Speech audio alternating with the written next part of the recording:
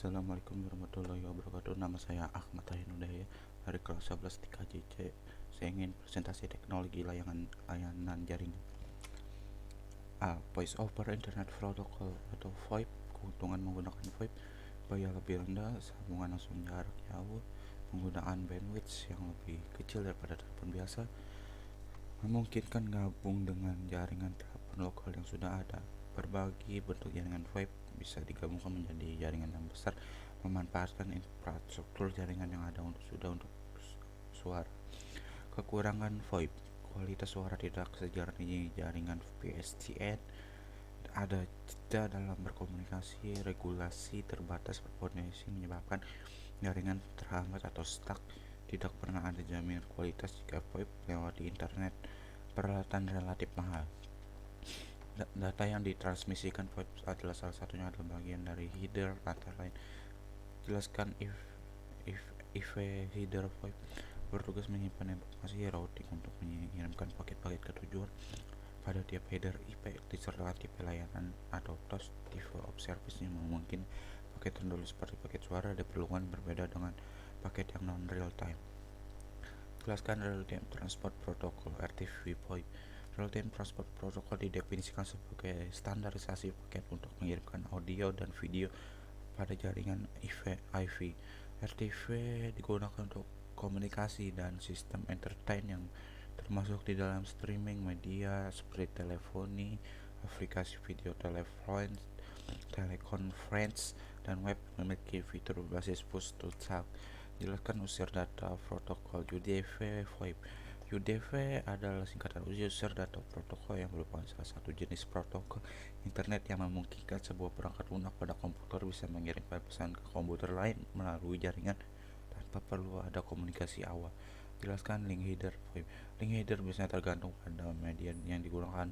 VVV sama dengan 6 byte. Karakteristik VoIP yang mempengaruhi kualitas koneksi VoIP antara lain jelaskan latency,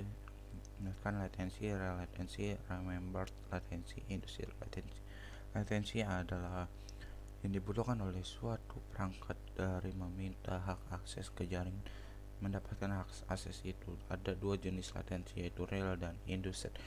Real latensi berhubungan dengan fisikal jaringan, karakteristik penyambungan dari media pengangkutannya seperti pesinyalan elektriknya, dan clock speed juga berhubungan dengan RTT, round trip time, selama ditransmisikan dari sumber ke tujuan melalui berbagai perubahan kecepatan transmisi. Induced latency adalah delay yang terjadi akibat delay antrian peralatan jaringan, misalnya internet dan router, delay pada end system, dan kongesti lain jaringan antara sumber dan tujuan.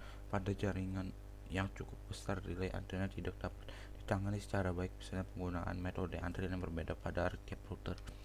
Ada satu lagi latensi yang tidak perlu signifikan namun dapat berpengaruh pada perspektif pengguna, yaitu remembered latency. Latensinya adalah latensi yang terjadi akibat daya ingat manusia. Manusia dapat menyerap begitu banyak informasi, cenderung sensitif pada delay saat pengiriman dan penyampaian informasi. Jelaskan delay latensi adalah waktu tunda yang dibutuhkan data untuk menempuh jarak dari asal ke tujuan. Jelaskan propagation delay. Propagation delay adalah waktu yang dibutuhkan untuk menyalurkan sel pada media fisik dari sumber ke tujuan. Propagation delay bergantung pada jarak antara sumber dan tujuan. Jelaskan packetization delay. Packetization delay terjadi karena melakukan pembentukan sel-sel ATM diulang itu untuk melakukan segmentasi dan dapat menambahkan overhead yang dilakukan untuk sel-sel ATM. Packetization adalah delay ini bergantung pada lapis adaptasi yang digunakan. Jelaskan processing delay. Processing delay adalah waktu yang diperlukan oleh suatu perangkat jaringan untuk menata rute, mengubah header, dan tugas switching lainnya. Jelaskan queuing delay. Delay ini disebabkan oleh waktu proses yang diperlukan oleh router di dalam menangani antrian transmisi paket di sepanjang jaringan. Umumnya delay ini sangat kecil, kurang lebih dari 100 mikrosecond. Jelaskan jitter buffer. Algoritma adaptive jitter buffer merupakan algoritma memodifikasi ukuran buffer secara dinamis sesuai dengan kondisi delay jaringan yang berubah.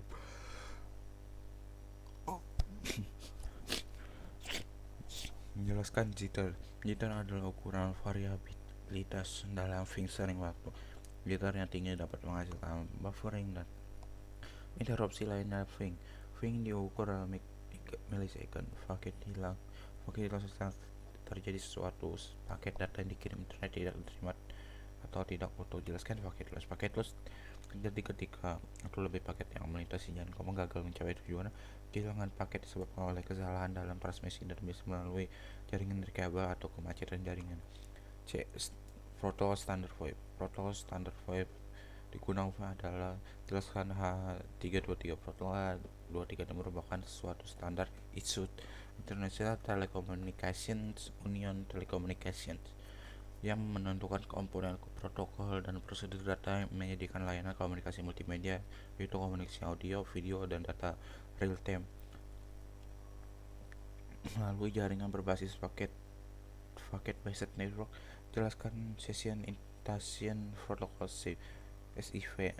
Session Initiation Protocol adalah protokol pesinyalan yang digunakan untuk memulai, memelihara, dan mengakhiri sesi waktu nyata yang mencakup aplikasi suara, video, dan pesan. Jelaskan Session Description Protocol SIV. Session Description Protocol berupa protokol yang mendeskripsikan media dalam suatu komunikasi. Tujuan protokol SIV adalah untuk memberikan informasi aliran media dalam suatu sesi komunikasi agar menerima informasi tersebut dapat berkomunikasi. Jelaskan Media Gateway Control Protocol MGCP.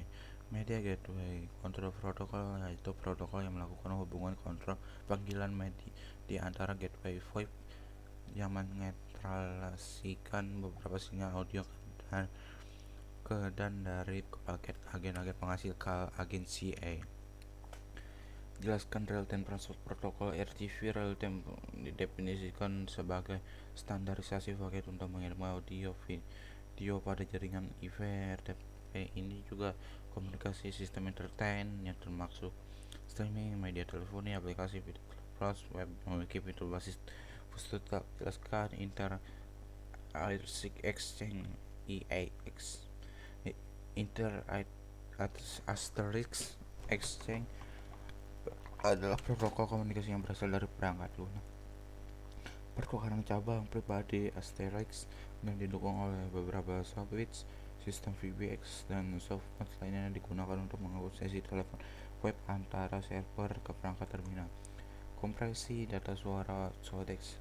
Saat ini jelaskan G711 adalah kodek audio video sempit yang awalnya dirancang untuk digunakan di telepon, menyediakan audio berkualitas pada 6 watt kbit per detik.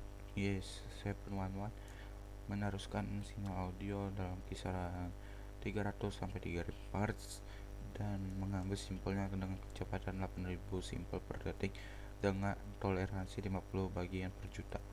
Menjelaskan G723 adalah kodek untuk suara memanfaatkan audio suara dalam hingga 30 ms.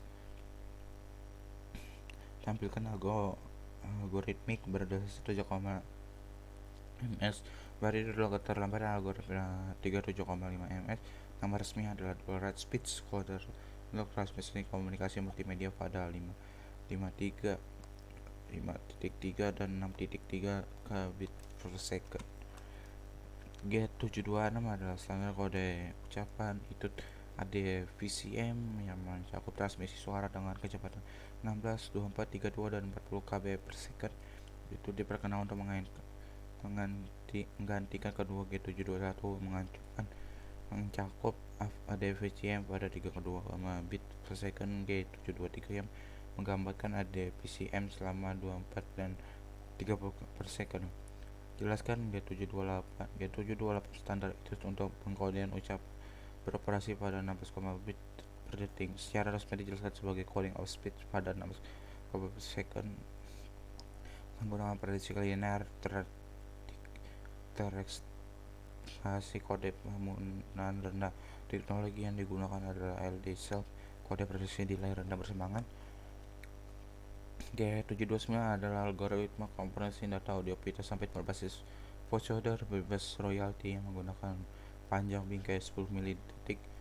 Ini secara resmi digambarkan sebagai coding of speech pada 8 kbit per second menggunakan pengkodean pidato prediksi linear, kode tereksitasi, dan diperkenalkan pada tahun 1996. Peran Friends of Which antara lain jelaskan transfer plan. Transfer plan bertanggung jawab untuk pengirim pesan antar jaringan VoIP. Ini berupa call signaling, call dan media set.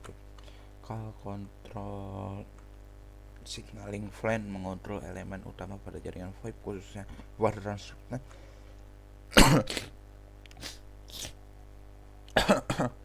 Manajemen plan menangani fungsi seperti berlangganan ketetapan jasa layanan di dukungan operasional, penagihan, dan tugas manajemen jaringan seperti informasi billing. Service and application plan menyediakan kendali logika pengeksekusi satu atau lebih jasa layanan atau pengeksekusi suatu jaringan VoIP.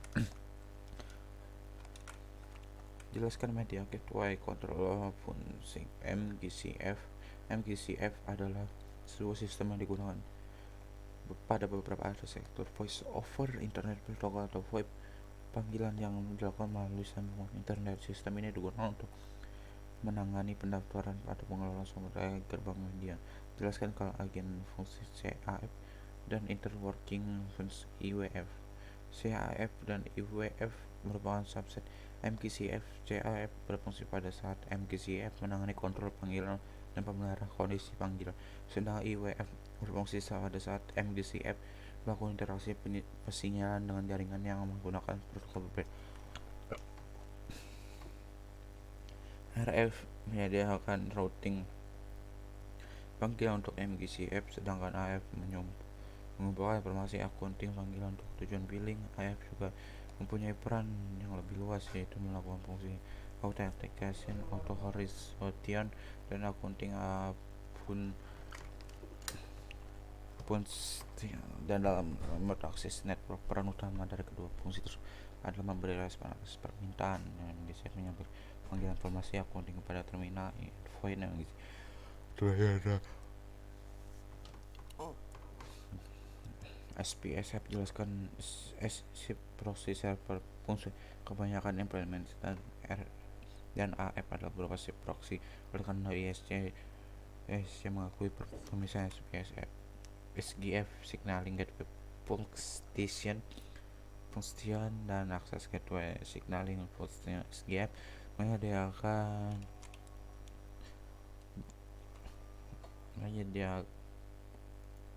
gateway untuk persinyalan antar jaringan VoIP dengan PSTN. Peran utama SGF adalah untuk melakukan enkapsulasi, mentransportasikan protokol sinyal VTSN, ISUP atau INAP atau VLMN, MIFV, CIV pada jaringan CV.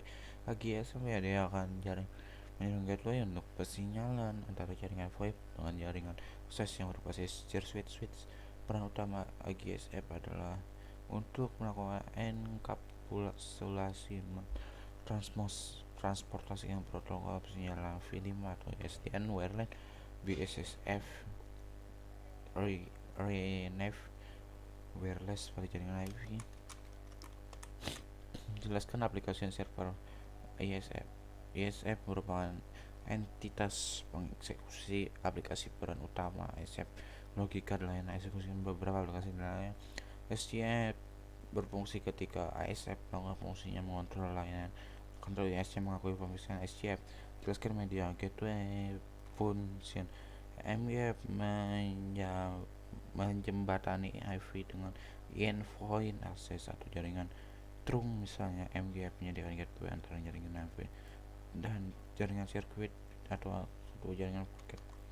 MSL menyediakan manipulasi media, melakukan paketisasi media stream untuk keperluan beberapa peran utama misalnya adalah untuk beroperasi sebagai server mengatur permintaan akses atau MGCF untuk memprosesi media dengan paketisasi media stream. Sekian dari saya. Wassalamualaikum warahmatullahi wabarakatuh.